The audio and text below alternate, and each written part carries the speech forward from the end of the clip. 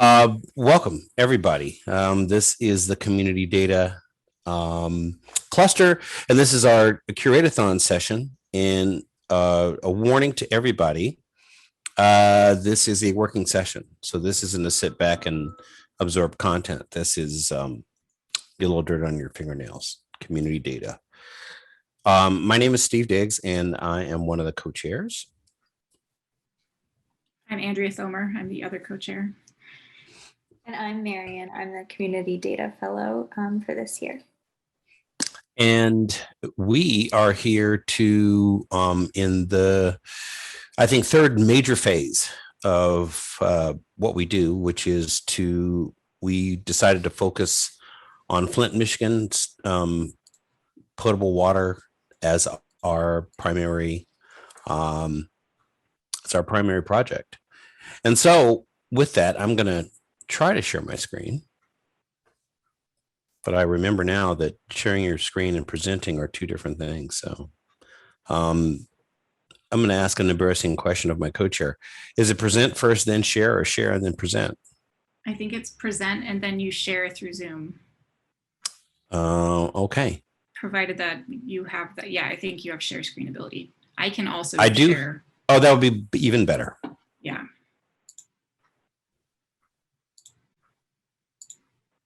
Alrighty, there we go.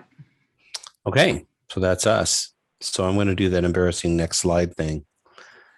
And Marian has been the person to do our land acknowledgement, so I'm going to turn it over to Marian. All right, so truth and acknowledgement are critical to building mutual respect and connection across all barriers of heritage and difference. We begin this effort to acknowledge what has been buried by honoring the truth. Flint, Michigan occupies ancestral Mississauga Nation land.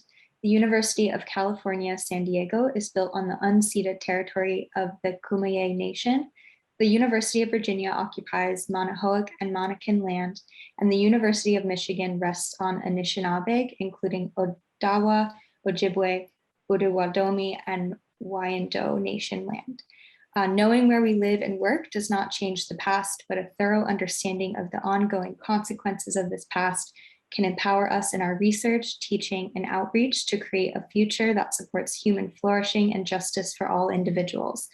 We commit to acknowledge the painful history of genocide and forced removal of these peoples from these and all territories. Please take a moment to consider the many legacies of violence, displacement, migration, and settlement that connect us together today. Thank you, Marian. And then this is go ahead. Yeah, Esips community participation guidelines. To learn more, the link is there, and then to report, the link is also in the meeting notes, which are in the chat for the meeting.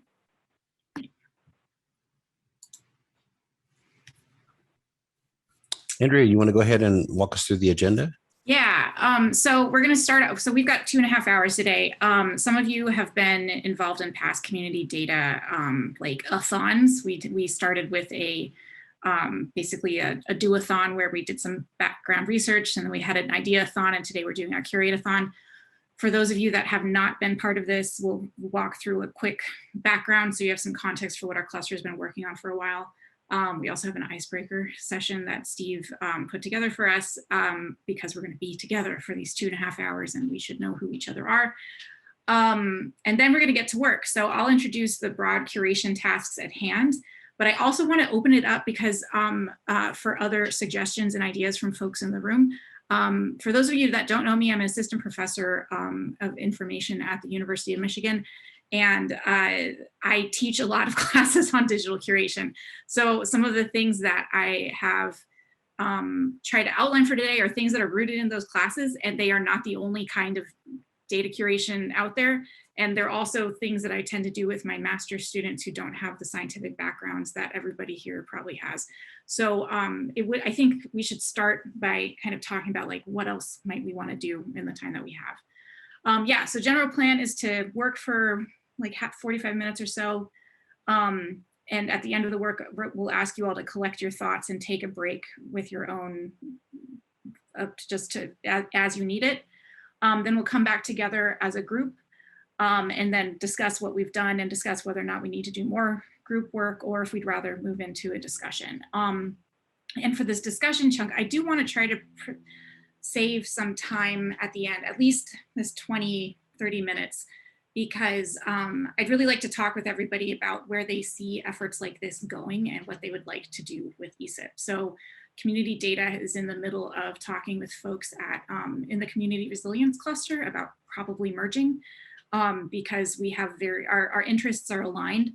And we want to talk more about, I don't know, we want to just try to recruit you all to hang out with us more and see what great ideas you have for basically leveraging Esip talent for community good, I think. So I think that about sum it up, Steve.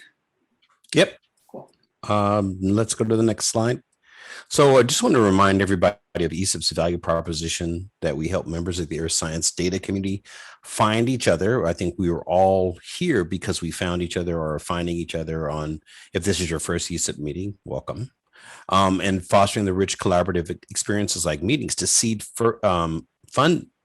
funding to further data interoperability and making data matter together. So this is sort of the jumping off point when you run into a community of need and we have a group of experts that might be able to help them. Can we go to the next slide, please? Yeah.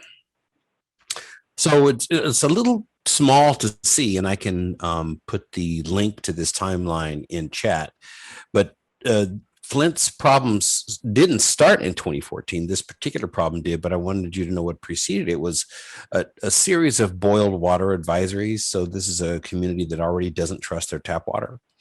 And then because they brought in emergency city management who was looking to cut the budget because Flint's infrastructure was kind of crumbling as a lot of the manufacturing left the area, they started the big target was to switch from the Detroit water, which was more expensive, to the Flint water, which was more local and easier logistically to get to. There are a lot of technical hubs that they or hoops that they had to jump through. Not all of them were navigated successfully, and some compromises were made. Turns out that the pH of the water out of the Flint River is much lower. And so there was lead leaching and Legionella. As you can see in the pink, it's when Governor Snyder, the previous governor, declared a state of emergency. And you can see that, no administration is immune from oversight or overlooking things. And you see President Obama drinking Flint water, which gives the all clear.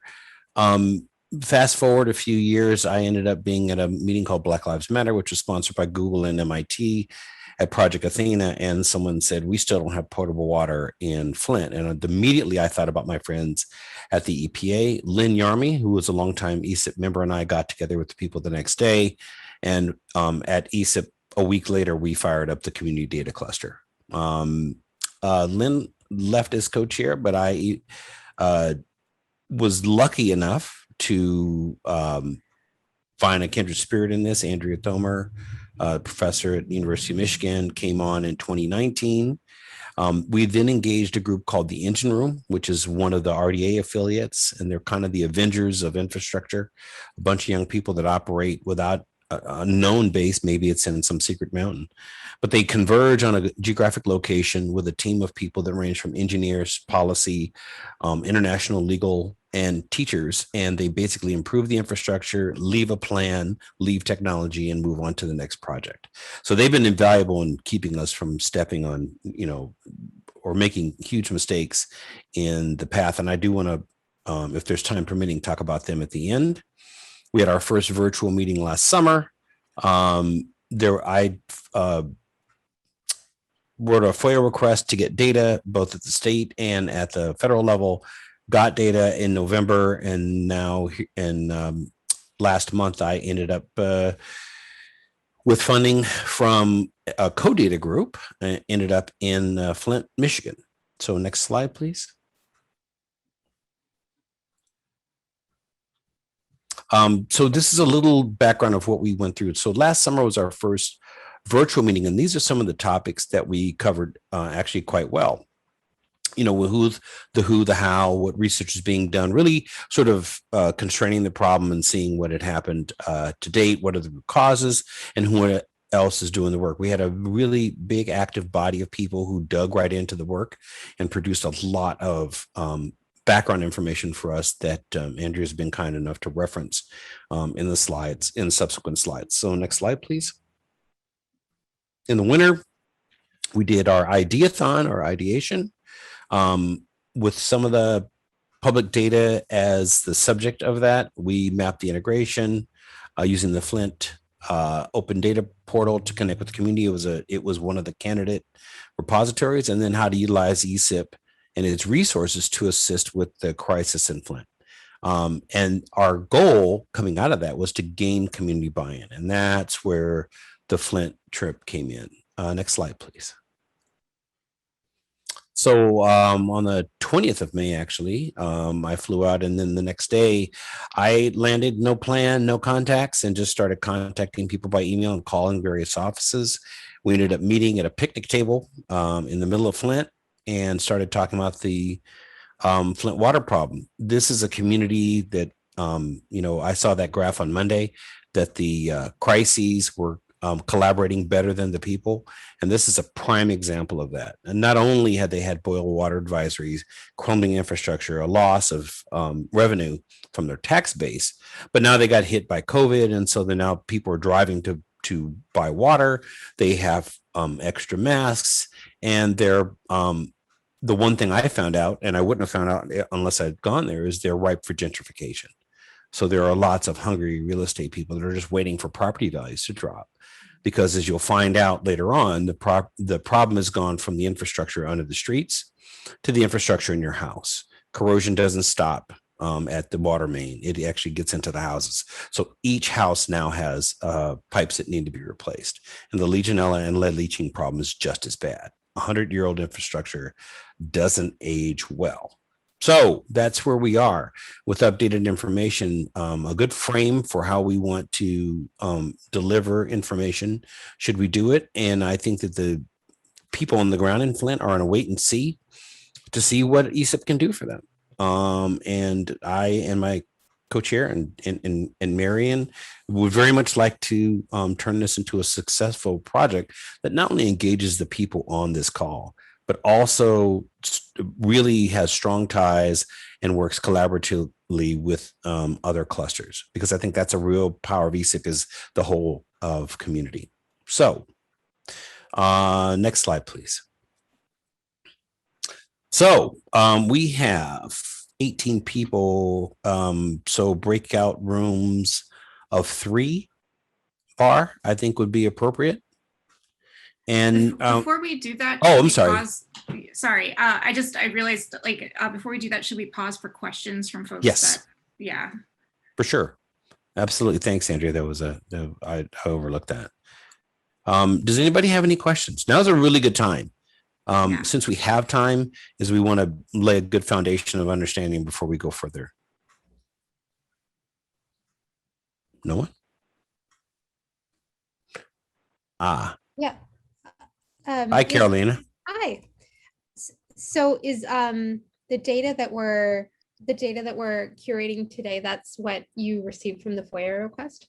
Is that yeah, I got a link, and it turns out that the data were public. I was, it's the classic thing where somebody's searching for their keys under the street light. It's not where you lost it, but it's where the light is.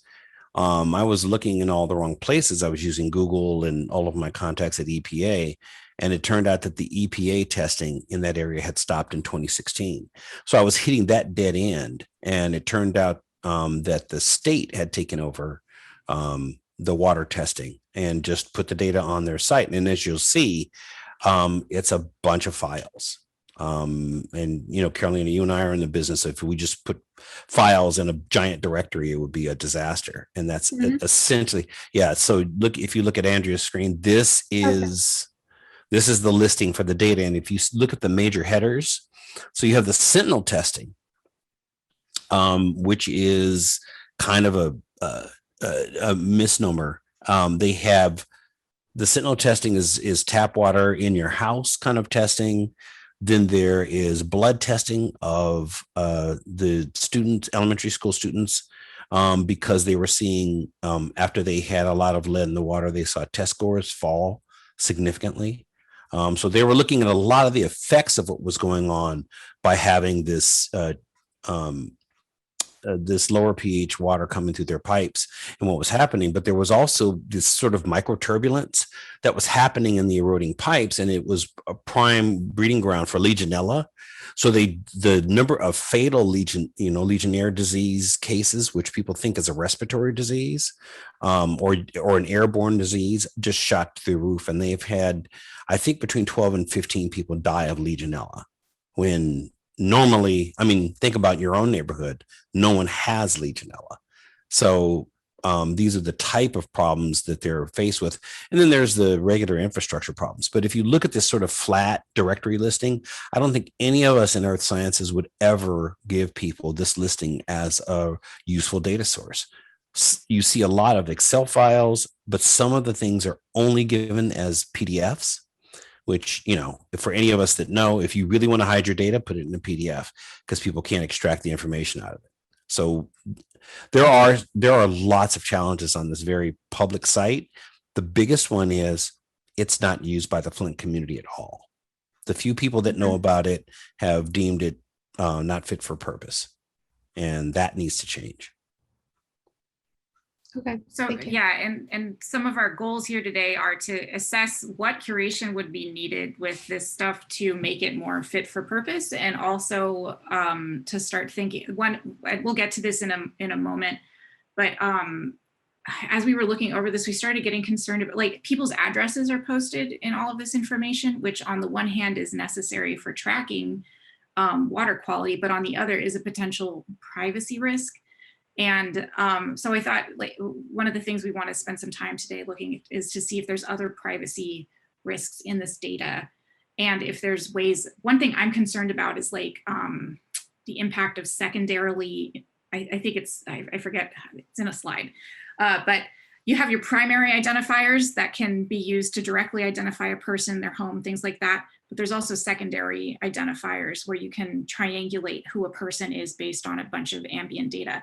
And I'm a little worried that you can do that based on the addresses and the blood testing information. So that's one thing that I wanted to spend some time thinking about today. So I hope that, does that help answer your question? Yeah, absolutely. Yeah. Thank you. Yeah. Good stuff. I think that this is also, I think for all of us as data professionals, I think Denise put something in the chat, working for a state agency, this looks all too familiar. I think we all have some version of this problem of putting our data out on a site in a passive sense and saying, well, people will have access to it. I think I've done my job. This is an extreme case with extreme impact. But I think that this speaks to all of us. So it'll be a good, exercise for everybody to go back when we're done with this and look at your own data sites and say, well, what can be improved and how do I have metrics for the utility of the site? Ken, don't stress out too much. I know this is a big job for Noah. So, all right. Andrea, are we ready for icebreaker? Yes, but I see Bar has unmuted, which I think means she might have a question. Well, my question is maybe about to be answered by the icebreaker if we wanted the breakout rooms, but maybe that's the, like how we wanted to divvy folks up. But okay, so we want to go with just assign 10 minutes people per room. Yeah, and about 3 people per room, so that'll make it go a lot faster. 9 total rounds of questions asked, and this is known as the MAD-T exercise. So we want to test out how seamlessly we can get in and out of breakout rooms, but also while you're there, you might as well get to know each other. So you'll go in rounds, the 3 people in a room, and you'll just choose your order. And, person 1 will go in and answer round 1 question, and person 2 will finish round 1 question, and person 3, and then you move on to round 2 questions. So it's a sequential move through the group and then sequentially on through the question. And you can see the 3 questions at the bottom. And so if you can kind of burn that into your brain, I will also go ahead and put that into chat so that you have them. And I think Bar, we are ready to go. I'm ready So to open the rooms. And So then it's 5 till. We'll come back. Don't worry, you don't have to divulge people's secrets. So there is no report out on this one. It's very important. So what happens in the breakout room stays in the breakout room. You guys ready? so 5 minutes, 10 minutes. 10 minutes. Great. Yep. Okay. And if you're done faster, signal us and we'll get you back into the main room and we'll move on. Great. Okay. The rooms are open, so folks should be shifting in.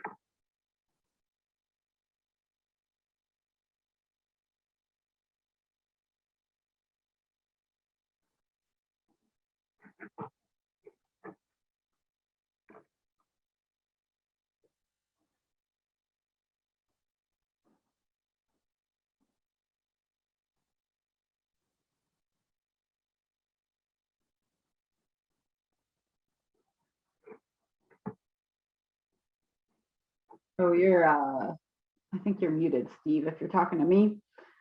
I'm usually muted when I'm talking to you. Okay, so I forgot to do that. So now I need to go back to my breakout room and I forget. Oh, I'm in room 1. Okay, I'm going back. Okay, goodbye.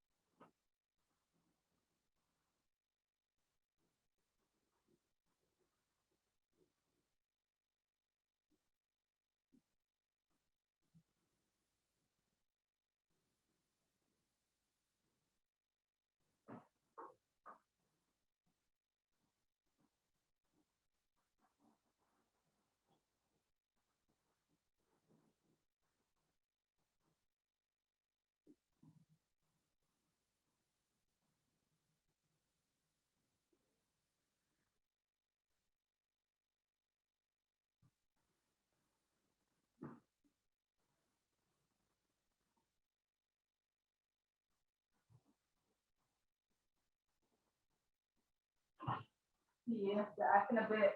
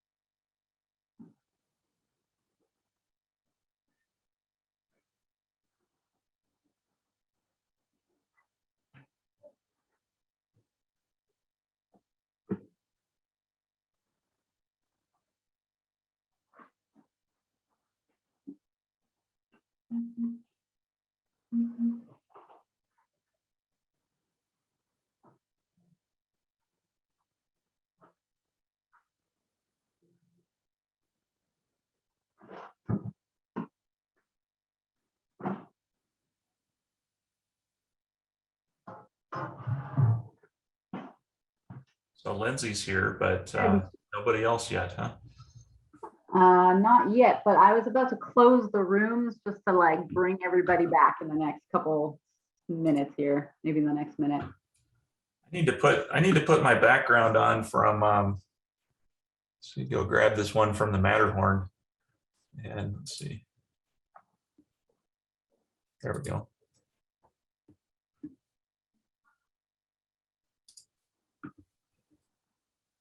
That works. Lindsay's looks like a painting though. She looks like she has a Yeah, an it's all, acrylic. it's all Esips. It's I didn't do it. All right, I'm closing all the rooms, giving everybody 60 seconds.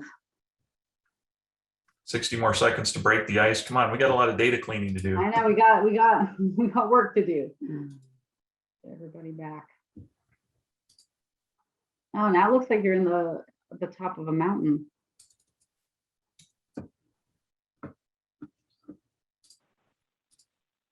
Yeah, that was a pre-COVID trip to Zermatt in Switzerland, and my wife and I were there right before the pandemic hit, just over the mountain from us in Italy, and Wow. we got out of there just in time, like at the end of January, just before everything kind of went really nuts. That's impressive. I missed the best part of that story, Sky. Yeah. And my wife and I got out of the way of. We got out of COVID, you know, we got home just before, you know, everything blew up in Italy and all those areas. But I was thinking you were on the train tracks. Sorry, I had a different visual. could be too. All right, Andrea, you're up. Sky tied to the train tracks Yeah, based on what I came into on that conversation. I always see Sky as a damsel in distress, actually. So, With somebody's near-death experience response. Sorry, I like don't have any idea what you're talking about. Yeah, yeah. I don't either, and I'm just making it up. Like, Okay. Everybody All had right. good stories. All I had is that I survived being the maid of honor in my sister's wedding. Which I think is still probably more emotionally difficult than some of the other things that. It was a lot. Okay. I'm organizing. I'm sharing a screen. I'm clicking Firefox. Okay, welcome back, everybody. So I hope that that helped give a sense of who we're all going to be hanging out with for the next couple of minutes, next several minutes. So what we're going to move on to now is this Curate-a-thon. Yeah, like I said, like Steve said, and like I talked about a little bit, we've been working on trying to identify what is something that Esip can help with in related to the Flint, Michigan water crisis and related to the data, particularly about Flint water quality data. And one of the things so this idea of a Curate-a-thon is what we landed on as something that is a good starting place and also something that could hopefully be achievable within approximately 90 minutes or so.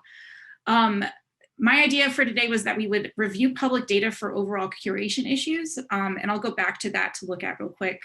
So we can also, maybe I think the first thing we'll want to do is everybody spend some time looking through what's on that site. Then review public data for privacy threats. And then if we have time, one concrete curation thing that I thought we could do is start working towards a data dictionary for some of these data sets. In general, there's just not a lot of documentation of what's in there. The goal of this isn't just to do it for our own health and to feel good about ourselves. What we want to do is write up what we find and share it with the community contacts that Steve made. And what we want to do is to extend that as an invitation for further collaboration. If they look at this and think, well, how great that these nice science people spend a lot of time with Excel and don't want to talk to us anymore, then fine. We have made our overture and we understand. But we are interested in trying to continue to work with them to further curate this so that it's actually useful to them. When we first started doing this, and this is in the abstract for this session, there's this portal called Open Data Flint that is housed under the umbrella of a massive social science data repository called ICPSR, which is the Inter-University Consortium for Social and Political Research. Originally, we had thought we can curate the data and get it in there. I'm an affiliate faculty member with ICPSR, and even being that closely tied with it, I have not been able to get them to give me a clear answer of how feasible that is. So we're not working towards that goal today because I can't get them to move. But I do think what we can do is write this up, share it back with community fellows, and potentially also write up an Esip blog post, both sharing the work that we've done and reflecting on the process overall. And that's something that Marian has expressed interest in doing. And I think we'd like everybody to help with as well, if you're interested. So we're going to be working in this document here, which is linked from the main Kiko chat agenda. And I have way too many Google Docs open as always. I just put it in the chat as well. Awesome. Great, thank you. Yeah, so we're going to work in this doc here where I've outlined, I've started with some links of the existing public data. Before we just click to look over at that, I want to just go a little bit more in depth of what I thought we could do as for curatorial activities. So number one is this idea of doing curation and preservation readiness assessment. And I put in here just some basic questions of things we could look for. So things like how many files are there and what formats are they in? So we can start getting a sense. I think it's mostly Excel and PDFs, but I wanted to double check because one first step in understanding how preservation ready something is just what is it? The contents of the files, easy to understand, are variable names defined consistently, clearly across these files. Is there any provenance or methods metadata about this that's relatively easy to find? And is there any information available about the stewards of this data? This, I suspect, is going to take some Googling because it is government data. What I'm curious in trying to identify particularly is whether there are federal, state, or various laws available that are going to require that this data continue being available. And if there are, then great. we can think about how to work with those. If there aren't, then that's all the more reason to try to reach out to community partners and continue bothering the people at Open Data Flint. One thing that Christine Gregg did for us a couple, I think this was a couple months ago at this point, is she pulled the data, and Christine, I'm going to point to you to clarify this if I mischaracterize it, but scraped some of the data, aggregated it together, and then plotted it in a map so that we can more easily see where the measurements were coming from across Flint. And one of the things that she noticed was that the number of samples fell off, despite there still being concerning levels of lead in a lot of these. So this I would consider more like domain specific curation. And I would really love to talk, for those of you that have more expertise. Again, I'm an information scientist, not a water quality expert. So those of you with expertise in this area, maybe we can start brainstorming things to look for just like to get a sense of the quality of the sampling of this data. So basic questions I thought of were, to what extent do samples fall off over time, and are homes with high lead hits actually being resampled over time, or are they just getting left off of the data? So that's the first task. Second task was an idea of a privacy risk assessment. I honestly don't think that this would take too much time, but I thought that it'd be important to go through and try to get a sense of if there's other personally identifiable information in these files.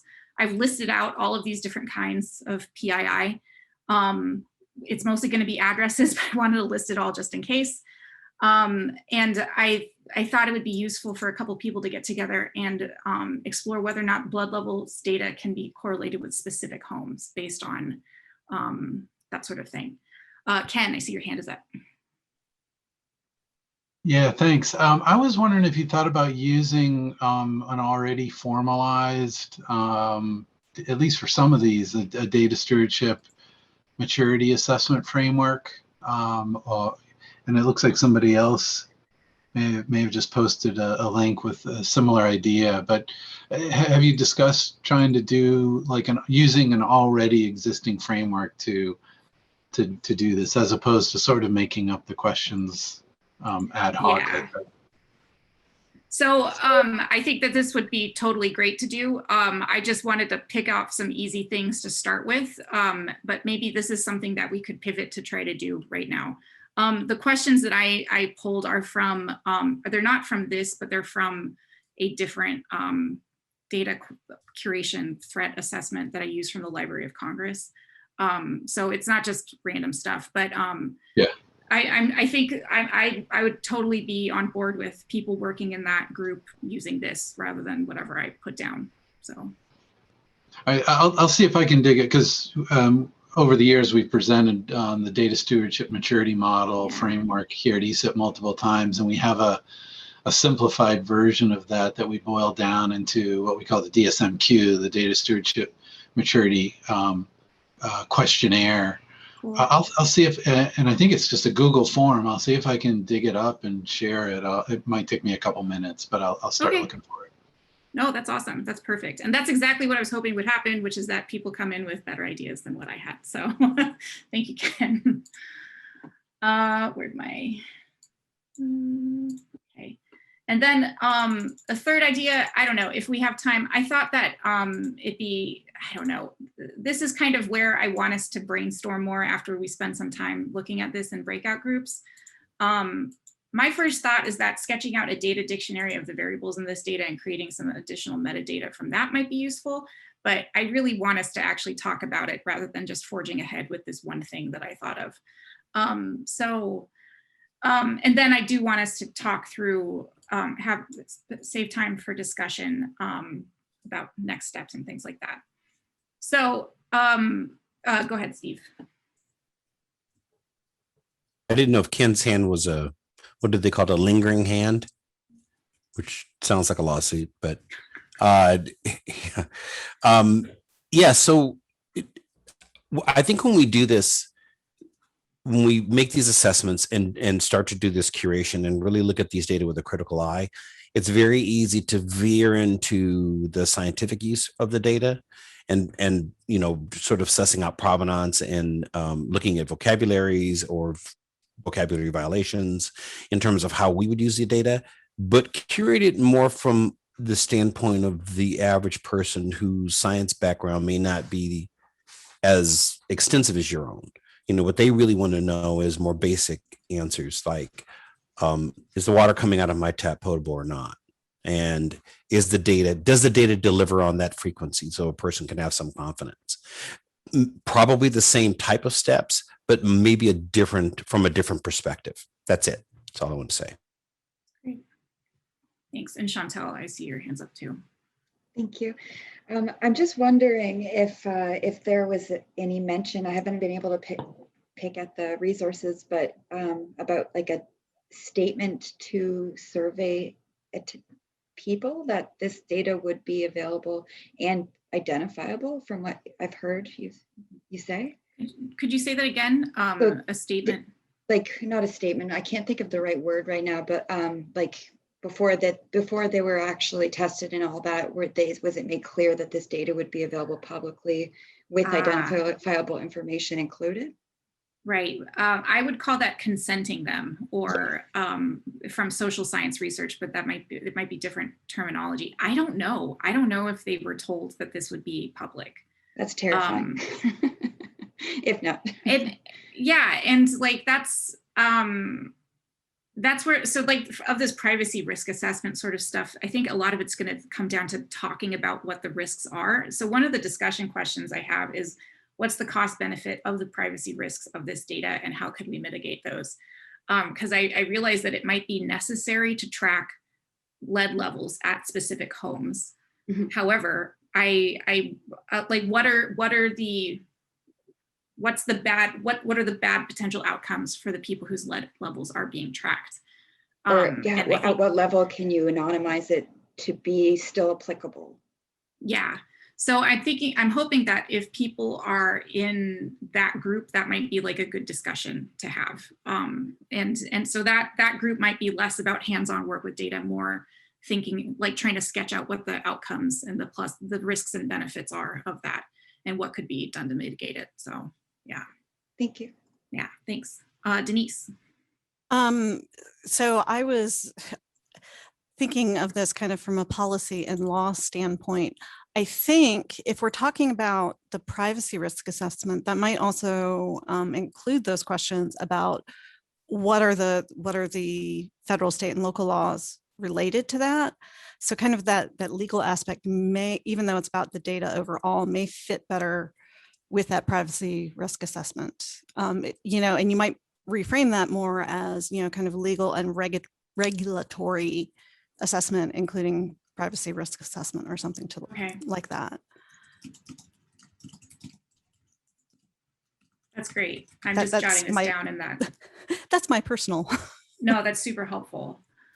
And then Christine, Christine, do you want to share the dashboard and talk through the sampling methods that you know of and talk through some of your work on that if you're up for it?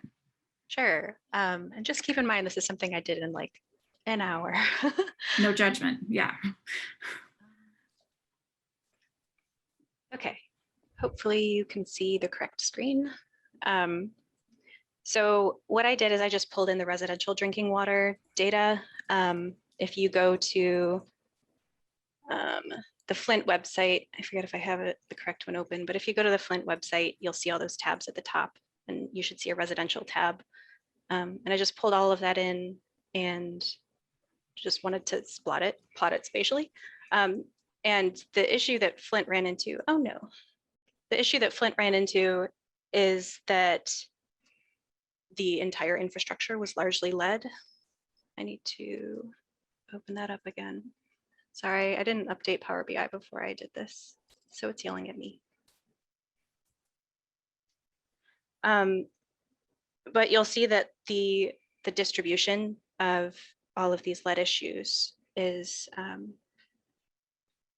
just a second.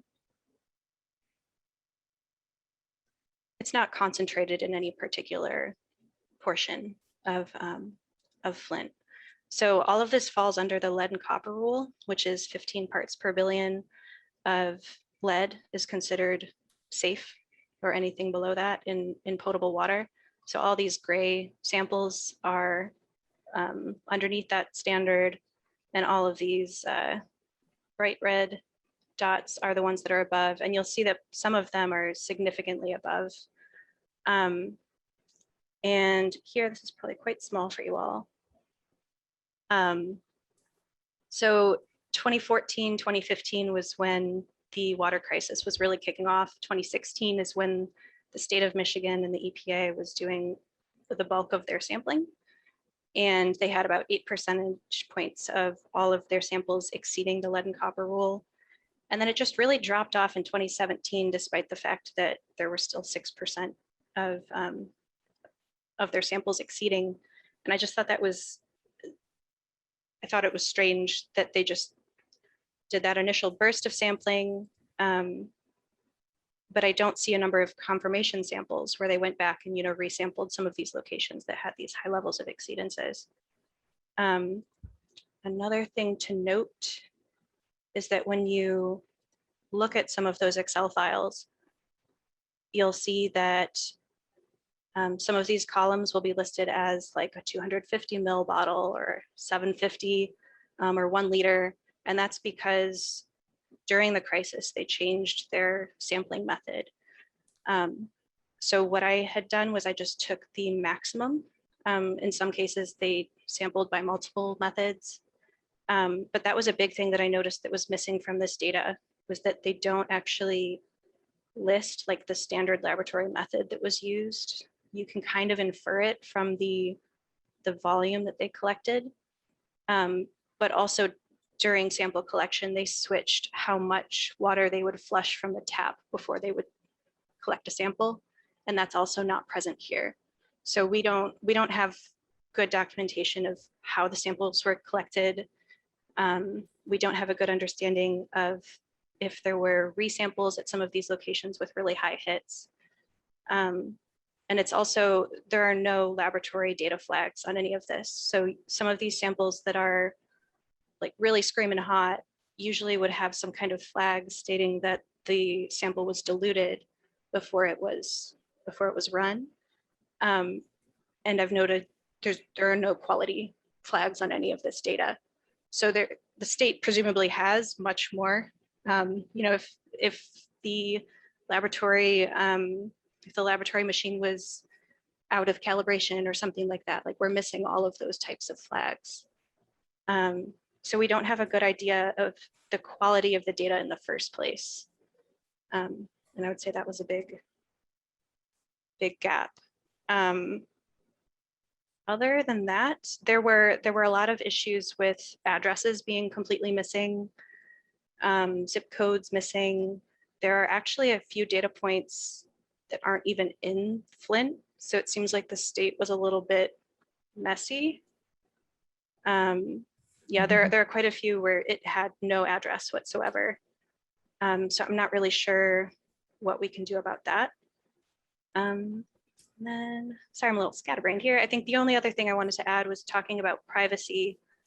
One of the big things that I thought of when I first saw this was sort of predatory actors reaching out to some of these groups or some of these homeowners that have these high hits, because you can more or less reach out to all of them and try to sell them something for, if your kid was impacted by lead. Like I'm just thinking of lottery winners who are all posted online and they always get contacted by a ton of people. So that's the major issue with there being these full addresses on here. But I think the only other thing I would add is that all of this data needed to be public because of the Safe Drinking Water Act emergency order that the EPA issued after the crisis. So I'm not sure if the wording in that order required that the addresses be public, but that would be something that we could look into as well. Just whether or not that needed to be public in the first place. And if it didn't, I think there's cause for maybe discussing why it's public at all. Any questions on that? I was going to say that this may be the first spatial map from these data that I've ever seen. And I think something to bear in mind is that this site is public, but unless you know where to look for it, it's extremely hard to find. And there are many people in the community when I went there that didn't even know it existed. So how these data are consumed is another question about that needs to be answered in the curation. It doesn't have to be today, but who are the intended users for the data and who are the actual users? If you look in terms of literature search, you never find anything that references these state data. Right. So thank you. Looks like we're getting, starting to get tools. I think, Andrew, do we have time for Sky to maybe talk about his collab notebook that he put up for the data bunging? Yeah, I think so. And I think actually, rather than having people break after working for a little bit, because we've been here for almost an hour now. Yeah. Let's ask Sky to do this, and then maybe we can take a minute to reflect on what we've done so far, jot down notes for what we want to do, and then take like a 5-minute bio break for anybody that needs it. So yeah, Sounds go good. ahead, Sky. Yeah, sure. No, I just started fiddling around with how we would go get the data all in one place, kind of end to end, grab everything from the website, figure out what's there, what we can do with it, where things can go. But that's just a start to things. So I think one of the things we can do with that maybe though is just kind of use that as a way of kind of schooling ourselves to keep a nice careful provenance trace back through everything that we do and what we find out, so that the data that we put out, maybe we get some sort of a summary out of this or sort of some cleaned up stuff that we augment some pieces of information together with. That can be a nice usable package that people can take. And then if we can do a dashboard kind of thing through Power BI or Dash or some other tools and actually show some visualizations of it that you've already gotten to, that'll tell a nice end-to-end story. But I'm a big fan of the notebook method of kind of having some code plus some text that kind of talks about what it is that we do and what it is that we find and everything else. But that might be one artifact. And then maybe we have a summary of that sort of boils all that crap down, gets rid of the code and just says, here's the actual pieces that we found along the way and trying to look through these data and figure out what we can do and where. So that's it. Yeah, thank you. So it sounds like we definitely have people interested in talking through and like digging into privacy stuff. It sounds like we have some people interested in munging data and diving into the actual contents of it to see where there are worrying trends. And then it also sounds like I see Ken's linked the DSMQ, and I need permission to access this published document. Oh, it doesn't. I made it published to the web, so I thought anybody could access it. Weird. Let me see if I can change any settings. Well,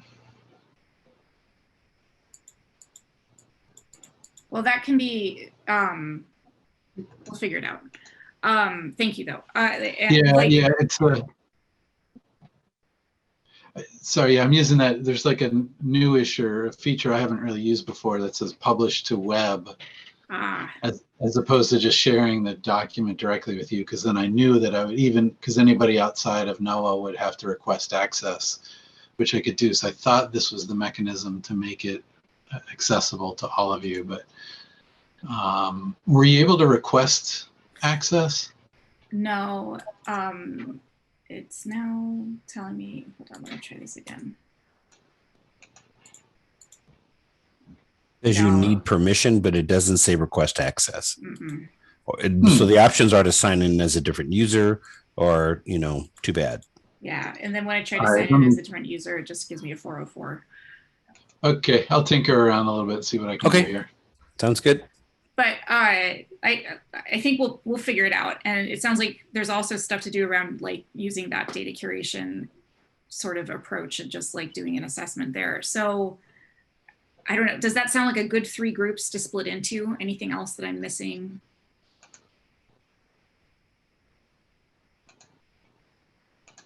I don't. Okay. is there like a big picture end goal? Like, do you know what I'm asking? At this point, it's to identify problems and rooms for improvement and see what of that we can do today, and then to write it up and share it with our community partners and see what they would actually want us to do. So it's a modest goal, I think.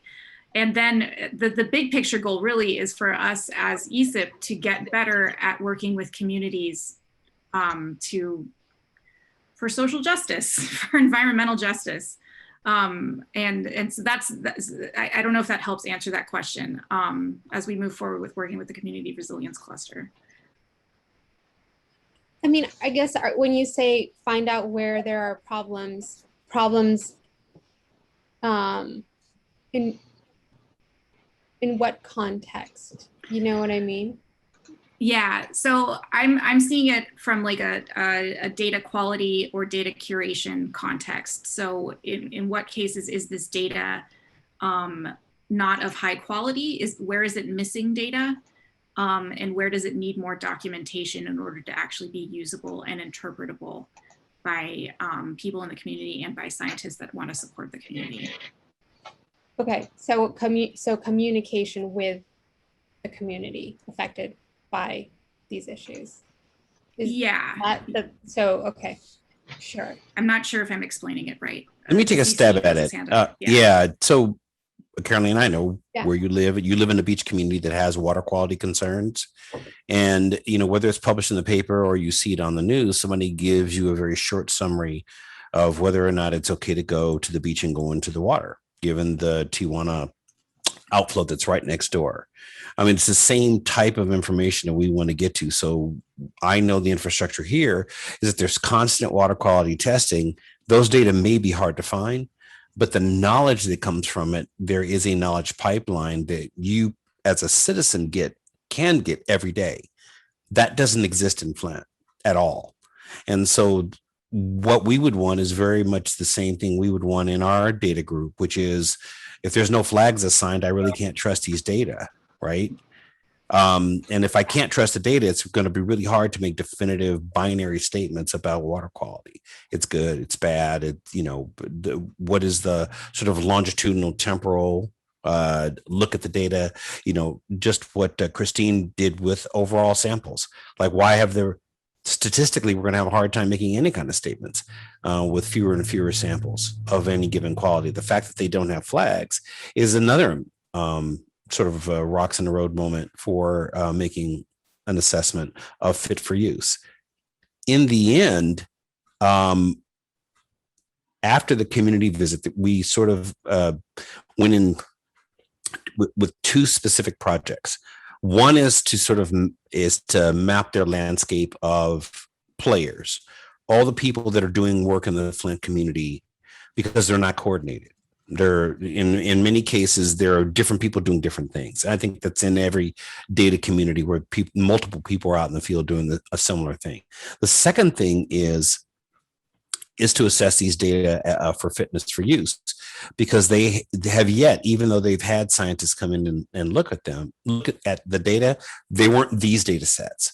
They were data sets that were taken by teams that came in and back 5-6 years ago and did a water quality assessment and did their own statistics and published their own papers. So there's this sort of data desert around this problem, and it's not unique. There are other problems in and around, everywhere in the US and probably around the world, where there's just not enough data. There's somebody taking it faithfully, but there are people that can't use it. And there's this divide. And we need to bridge this divide with our expertise by saying, well, if I was taking these data, I'd want to know who took it with what instruments, how do they measure it? Did they assign quality flags? Is there a history? Is there a reference quality data set? All the things that we normally go through that we probably want to shield the end user from, but a group of experts has vetted them, reformatted them, put them on a site where they're more consumable. So I would say that is a vision for an end goal that is long-term. Sure. Does that make better sense? Yeah. Okay. So succinctly to see how the data could be presented so the community can trust that what they're being told is the truth. Correct. Yeah, that is bang on what they want. And there's going to be an effort at some point, it may not be by us, that we want to do what the engine room does, which is to hand over not only the data and a site, but all the curation tools back to the community so that the people who are there become more science literate and can speak for themselves. Yeah. Awesome. Thanks. We ready for that 5-minute break now? For sure, Yeah. I am. 5-minute break. Do you want to give me the name of the 3 rooms? I can just have the breakout rooms ready. Let's call them curation assessment. I'm going to call, like, Sky and Christine, I'm going to call your room data munging, which is as accurate as I can get. And then privacy assessment. They're ready, Yeah. so when we're back. Awesome. So let's take, maybe if you have any thoughts to write down, jot down your thoughts, and let's take 5 and then come back.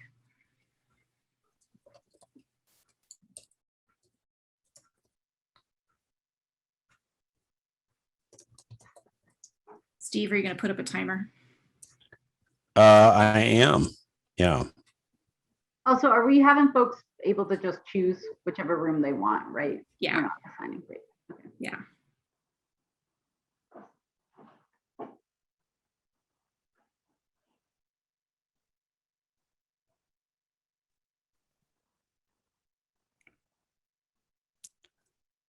Are we supposed to be heading back? You're muted. You're muted. You're muted, Andrea. There you go. I'm giving everybody another minute. Okay. Yeah, I can recall people immediately or within 60 seconds, I should say. Yeah, I'm going to click close all rooms, Okay. I think. This is what I don't know. With these sessions, I've been teaching in Zoom for like 2 years now. I just go into teacher mode and I feel like it's annoying No. to my colleagues who are not my students. Oh, no. Speaking in slow or writing agendas. No, honestly, it's good practice, even if it's kind of this free form thing. And I'll tell you this before Steve comes back. It's really good to do when you have Steve. Steve needs bounding. He's the chief cat I heard sometimes. I love him. I work great with him, but he can ping in so many different directions that sometimes you kind of have to give him bounds. And he's pretty good at staying in them if he knows what they are. So kind of having that rough agenda is like electricity. Yeah. You got to get it in a wire, you know? Yes, you have to channel it.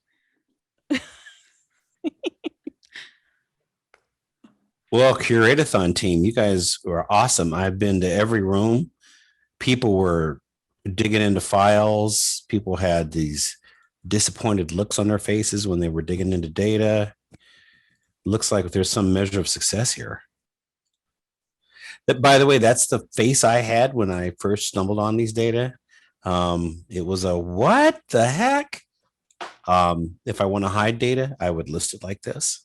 So whether I'm sorry, to Jonathan's point, whether intentional or not, and to Carolina's point, there is probably no ill intent in any of this. There may be a measure of ignorance. There may be, as Jonathan stated, somebody has a limited remit with what they're doing with the measurements and putting them on a website. Yeah. Well, and I can speak as somebody who works at a state agency, and I imagine that Flint probably parallels that pretty well. The people who are putting up the data probably think it is good and perfectly fine, and because it makes sense to them, and they've never had to do that before. And they may not understand that other people need data in different ways. And there is no ill intent. There is no intent to hide or obscure. But they don't have the knowledge, and they don't know they don't have the knowledge is often the case. So.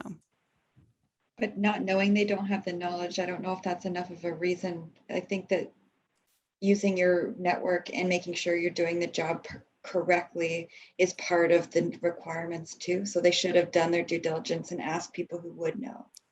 Well, no, they don't know that they don't know that how they're putting out the data is not right. They don't know that they need to ask somebody.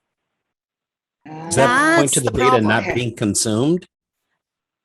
Because I was just saying, at least in the limited world of oceanography, if the data are used, we hear back from people right away if it's not up to snuff. Right. And many of the people are data producers themselves, and they are not subtle about it. Mm-hmm. So we're.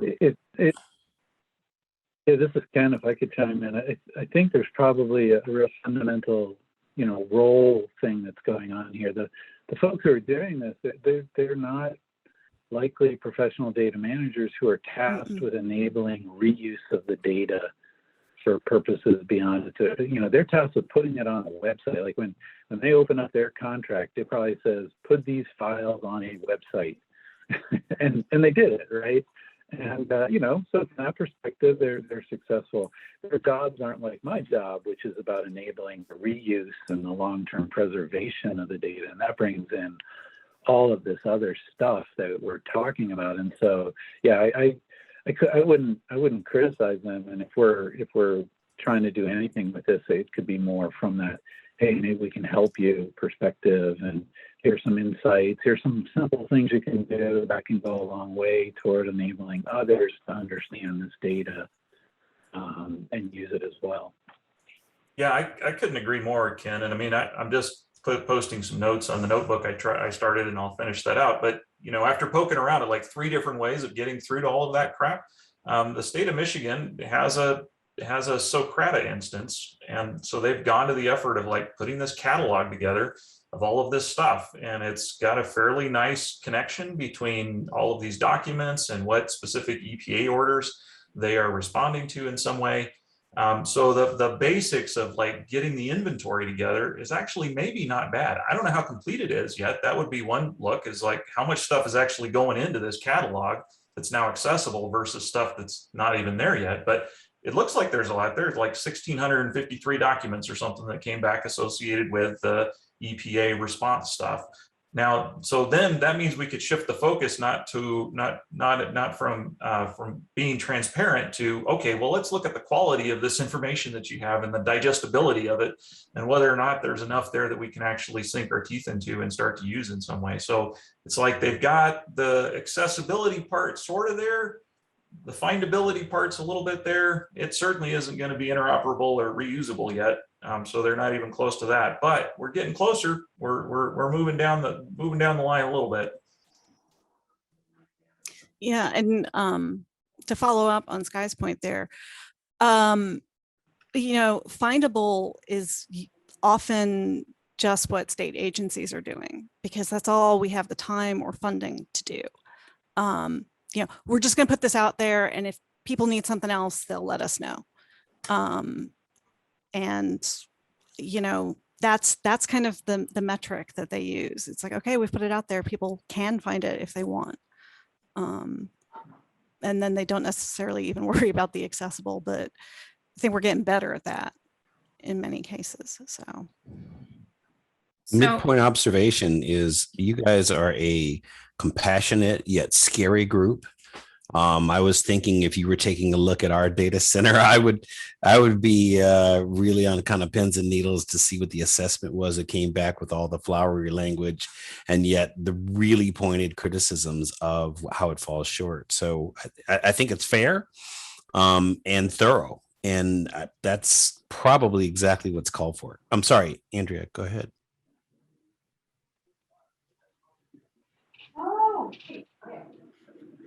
I just wanted to, so we've got 20 minutes left.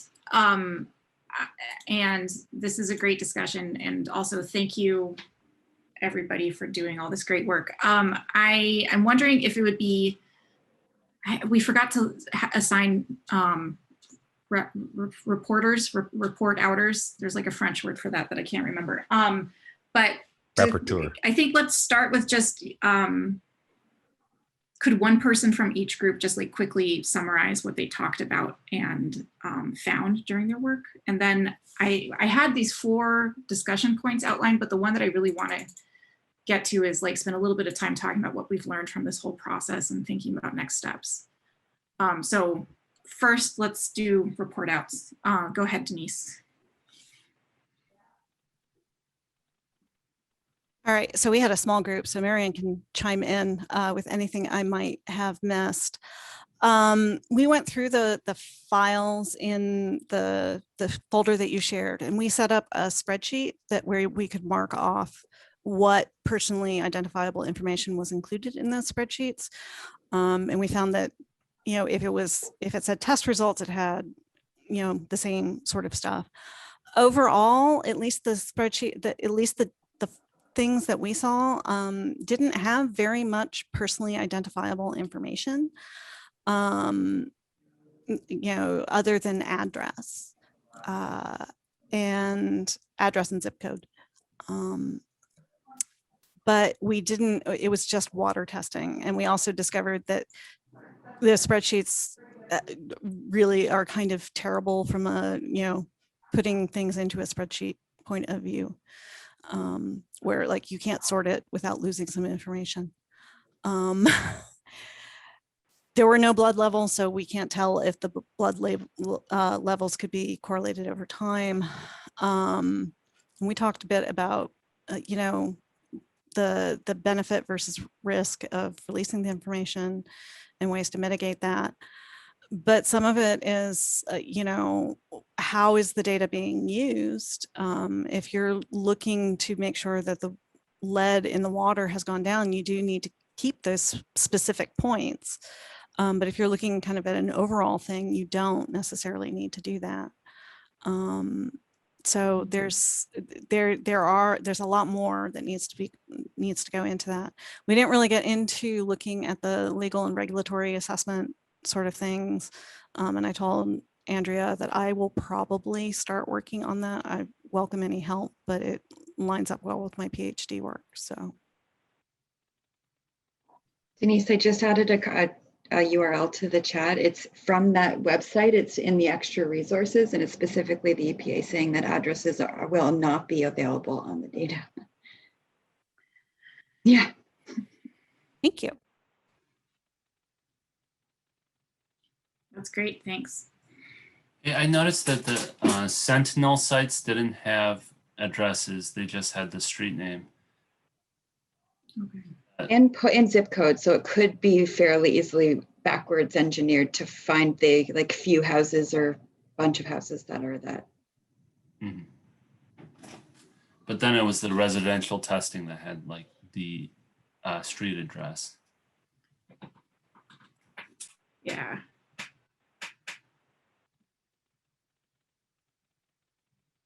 Any other group?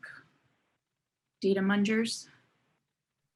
Yeah, I just started. I wish I had been taking notes while we were talking. So I was just trying to go back in and rapidly add them. But when I totally forgot to remind people to do that. Yeah, so if anybody sees anything that's missing, I started at the bottom of the data munging section with this, making the data useful for community members and cleaning the data. But one of the first things we were discussing is how, you know, if it's even worthwhile to curate the data in its existing form, because we're missing so many kind of quality assurance, quality control information. We don't have things like duplicate samples. We don't have like quality flags that would be present in the laboratory's electronic data deliverable. So we were taking a look at Steve's original FOIA request, which was submitted to the EPA. And we were thinking a good sort of action item and next step for the community data cluster would be to submit a new FOIA request, but to the state level EPA, which is the Michigan Department of Environment, Great Lakes and Energy, or EGLE. And I did find it, we can submit it online. We don't need to like write them a letter or anything like that. But we just want to be as specific as possible and say that we're looking for EDDs from the state range.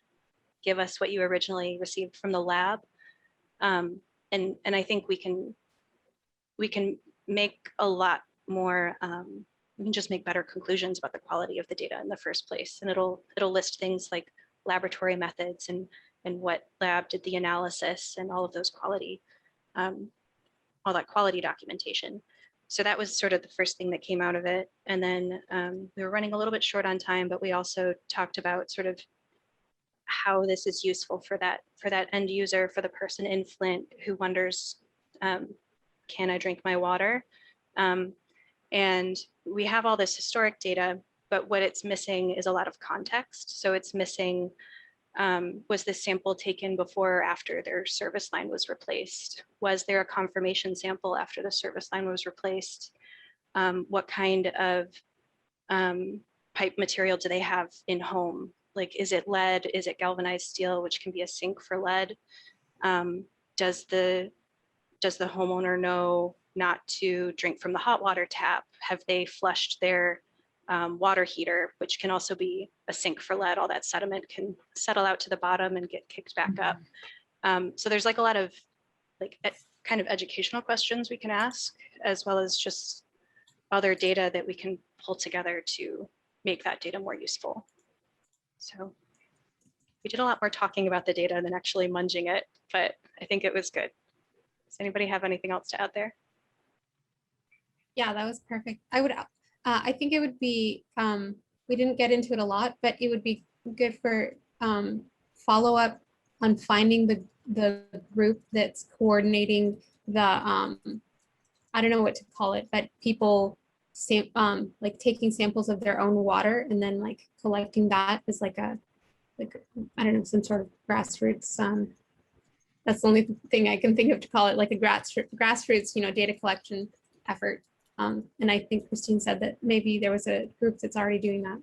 That would be, and give them guidance based on these criteria that Christine's talking about, of what kind of metadata to include when they do that sampling, so that their samples can be, a little bit higher quality as well.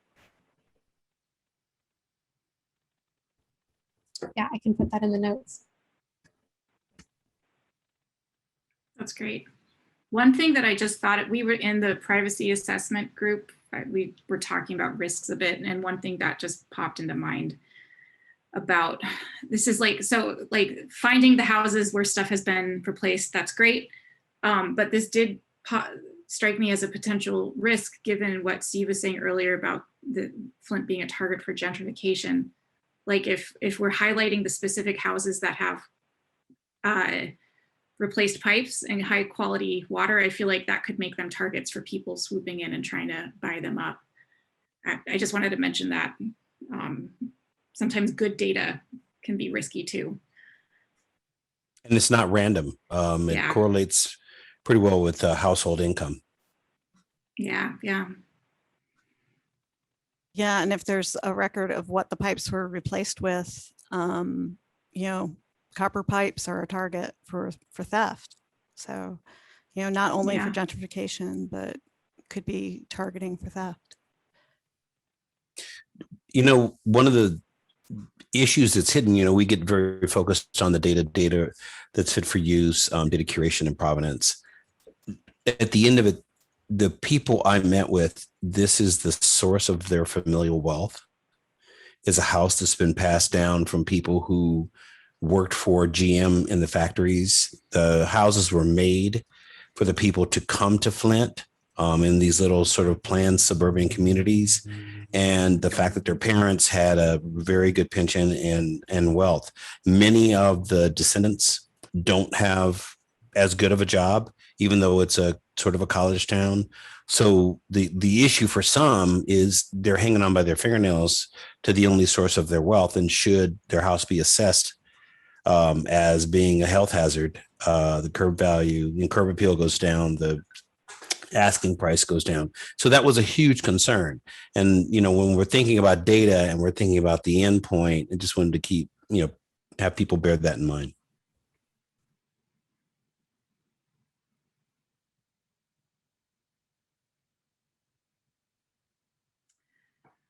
Anyone from the curation group?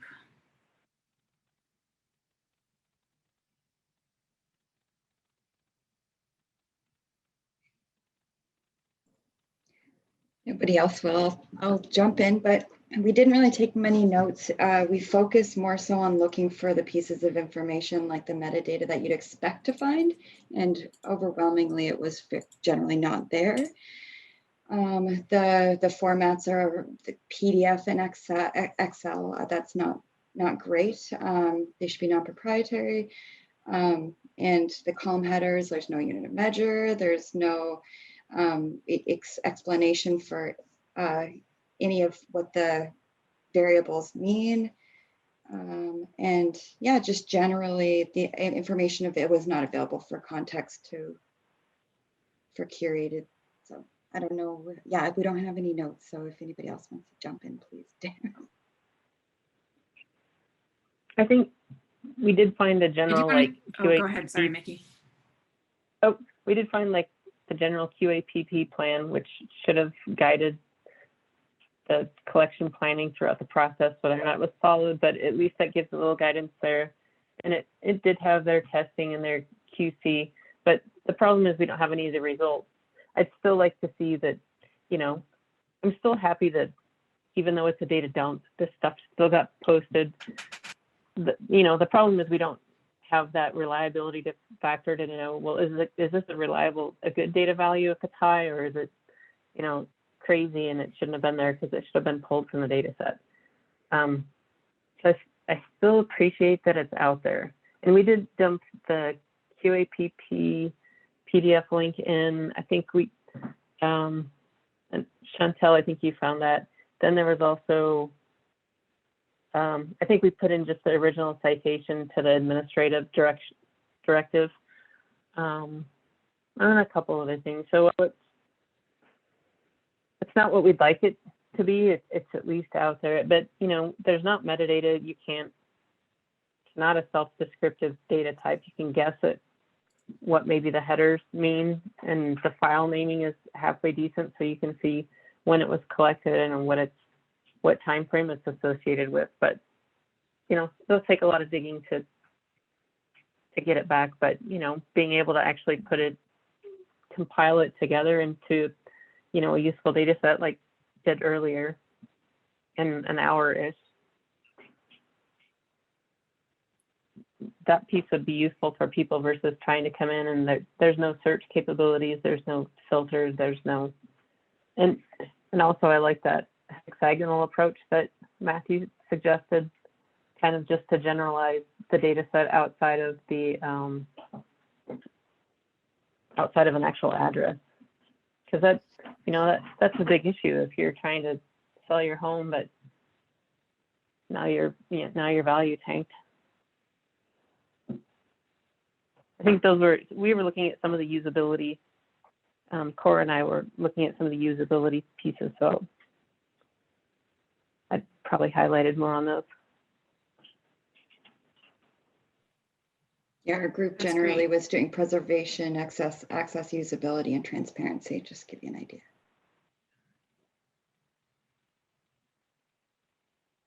Cool, thank you. And thanks, Ken, for pointing us to so instead of answering my little question, we went through and we're filling out the DSMM questionnaire. And I don't know, one thing that I'd like to do going forward is just so we focused on the Sentinel data, but filling out the DSMM questionnaire basically for all of the different types of data that are available on there, because I think they're all going to have some slightly different kinds of documentation and potentially different issues with them. Okay, we got 6 minutes left. I think, so one of the next steps we want to do is kind of write up, but I think we all have more work that we want to do. So like continuing with this curation assessment, thinking more about some of the preservation or the privacy risks, and also doing more of that like looking at the actual content of the data to notice gaps and trends that are worth FOIA-ing for, or just at least worth pointing out, then writing that all up in a blog post and sharing it with community partners. I think that's our concrete next step. But in these last couple minutes, I wanted to try to open it up for discussion about next steps for community data in general as we move forward with community resilience. And if you all had thoughts on, like, I don't know, continuing to do this work, which is hard in a number of directions, but extremely worthwhile doing, I think.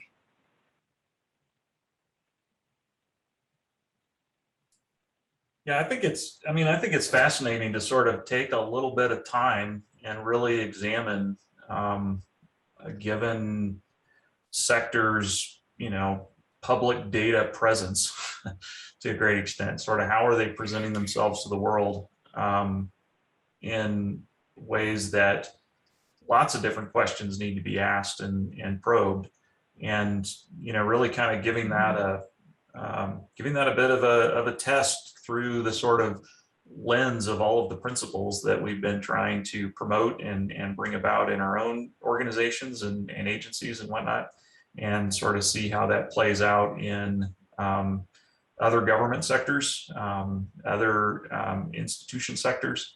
And, I think over time, with a little bit of poking around at that, we could probably come up with a pretty good SOP for what are the major things to be looked at, what are we kind of assessing. We could come up with a rubric for, measuring it in some way and kind of understanding the relative posture. I think that some of the stuff out of the NOAA methodology could be built on, in that regard. So, and probably a lot of it is stuff that we could, automate ultimately and turn into something that could actually work end to end there. But that's all interesting, and it might sort of move the bar eventually on some of this stuff and kind of help raise the bar for what the expectations are and show people that it's not that much harder to take a little bit of a next step and a little bit of a next step toward actual usability of all of this stuff.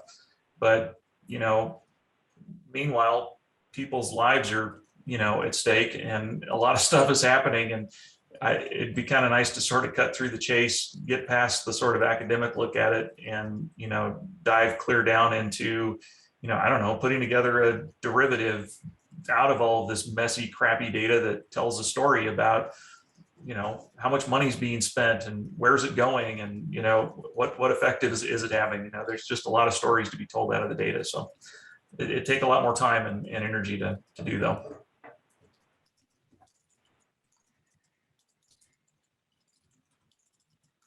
Writing this down. I'm listening. I think that's a great point. I feel like this tension between, yes, we can do this careful analysis and move things forward a little bit, versus we also just want to try to help, or we want to tell this story, we want to take action before people are devastated, is a tension that we have been trying to navigate and will continue to navigate. It is hard.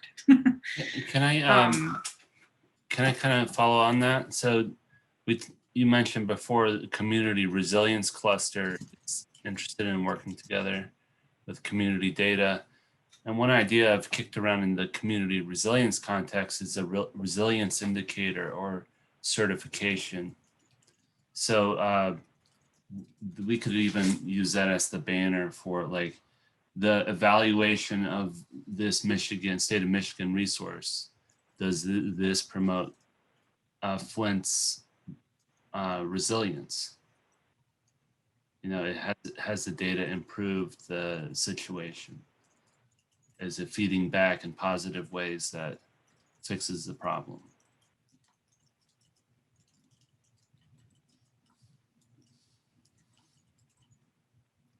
Yeah.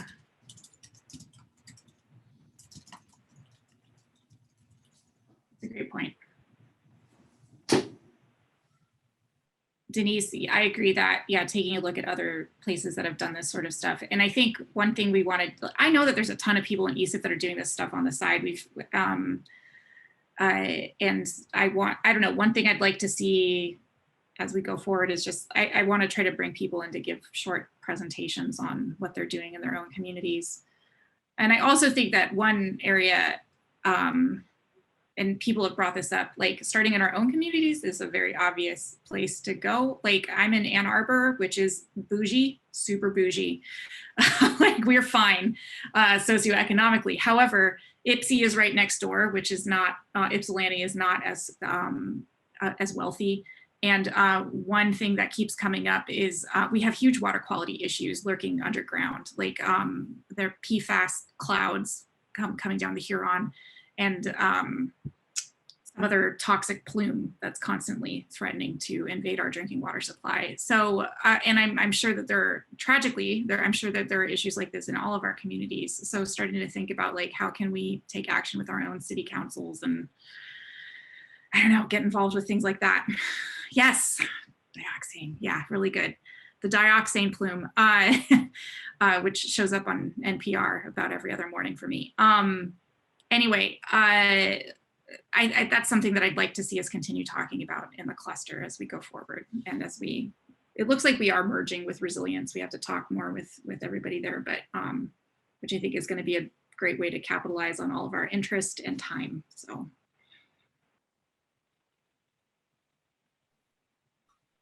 I think one of the next steps that we have after and before the blog post goes out is to run it past all of you to see if it's both including all the relevant ideas and if it's accurate in terms of what we discovered here today, because I know that for the people that I met, this will all be news to them, to most of them, that there's a resource out there with data that most earth science professionals would say, we really can't tell you anything that's going on with this with any degree of confidence because of points 1 through N.